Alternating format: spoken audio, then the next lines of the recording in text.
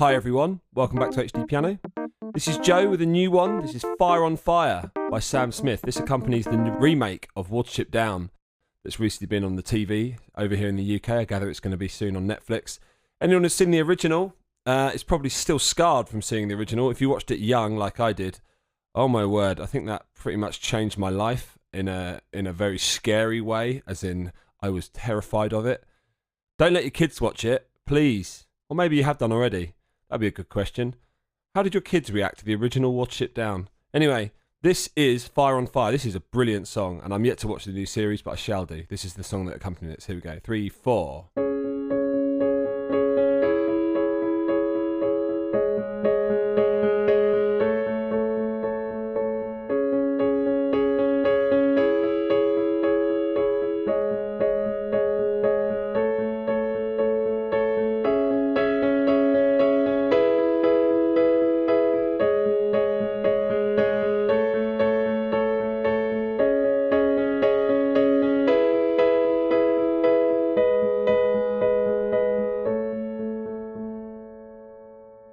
Okay, we're playing in the key of C sharp minor.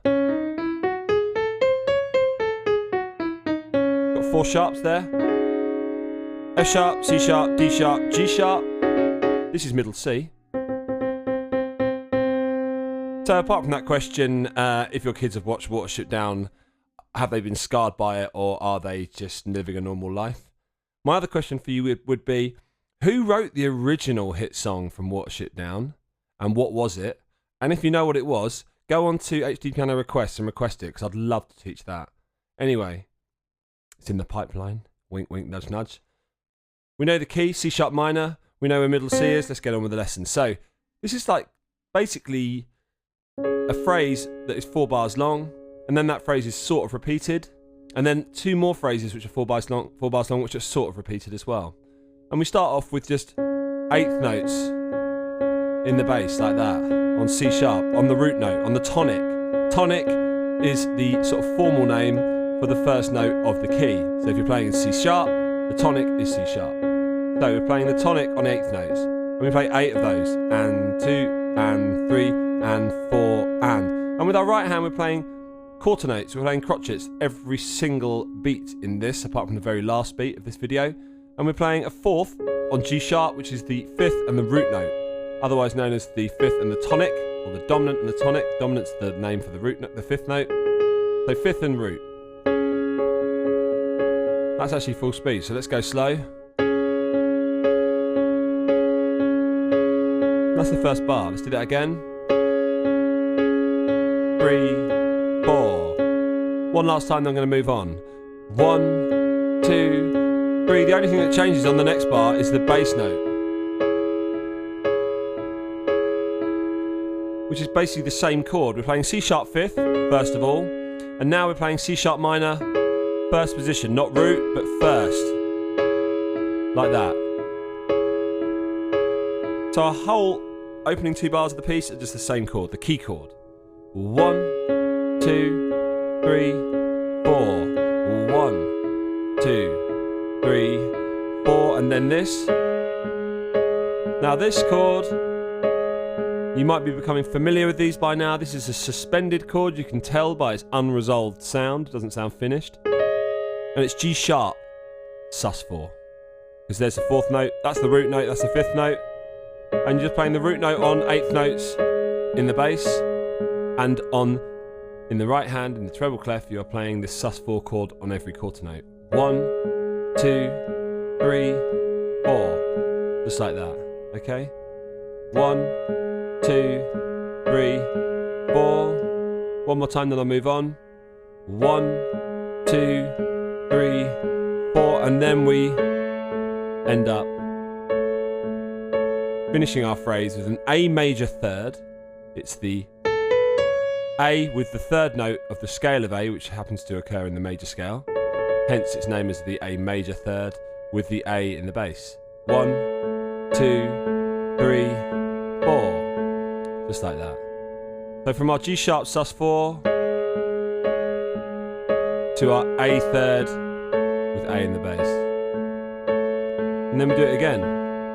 G sharp, 4 with C sharp in the bass. Change that bass note to an E. G sharp sus4 with G sharp in the bass.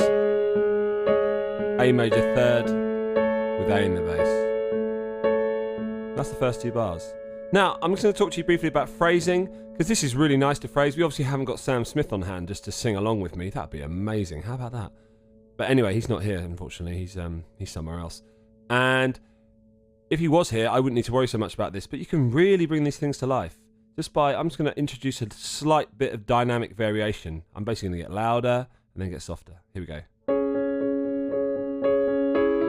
Getting louder, getting softer. Next one. Getting louder, getting softer. If you do that, that's the way people are going to really enjoy your playing. If you don't do that, some music sounds brilliant if you don't do that. Music like this, nah. Unless you've got Sam Smith with you, in which case, you're fine. Okay, then after that, the chord progression mildly changes. I say mildly, because it doesn't change first. First of all, the big difference is our G sharp 4 on 5 and root in C sharp becomes a full-on C sharp minor second inversion chord. 1, 2, 3, 4, like that. Okay, that's the opening bar of phrase 3. That one more time. And now this time, there is quite a lot of variation in this bar because we're no longer playing C sharp minor. We're now changing this to E major, okay? Which sounds really pretty. 1, 2, 3, and it's an E major first position in the right hand. Look at that. Not root, but first, with an E in the bass. So from C sharp again, E. Back to C sharp, E. One last time, then I'll move on. G sharp sus4 is the same.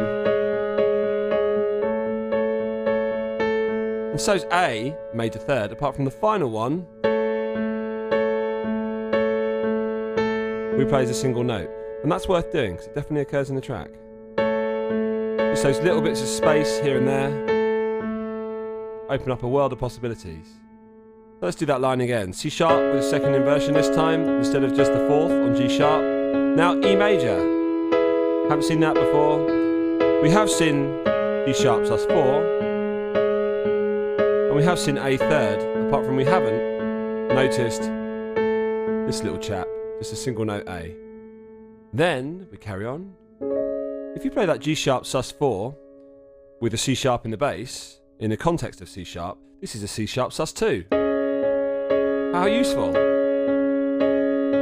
That's easy. But that's our first bar of the final phrase of this video. So C sharp sus2, wink wink nudge nudge, the same as G sharp sus4 in the right hand. Bass note is different. So again, moving on to E1 with E in the bass. Now, finally some clarity with G sharp minor, not G sharp sus4, but G sharp minor. There we are. We're playing like the G sharp, the root note in the bass, and the minor third and the 5th note up above here. Which gives us a bit of closure.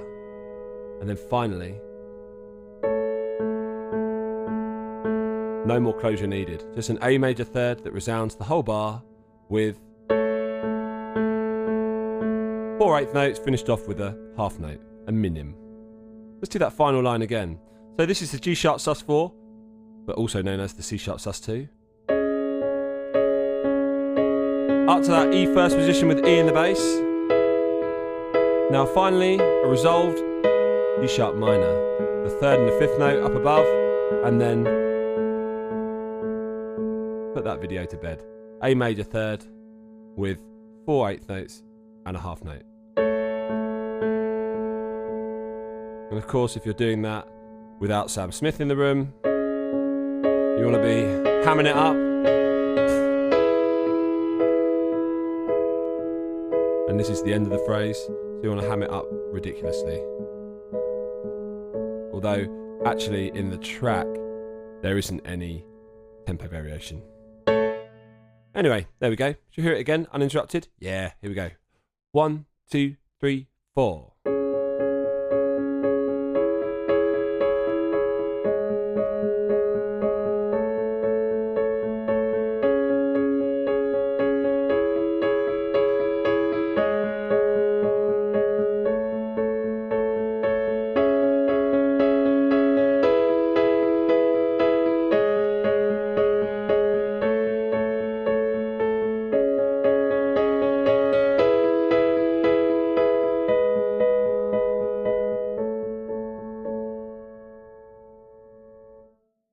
Into the pre-chorus, which is the next video.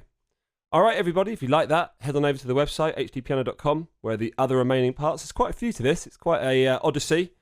And yeah, all loads of other bits and pieces. Unfortunately, not the answer to the question that I asked earlier on, which I'm not going to give you the answer to, but hopefully there will be that one day soon.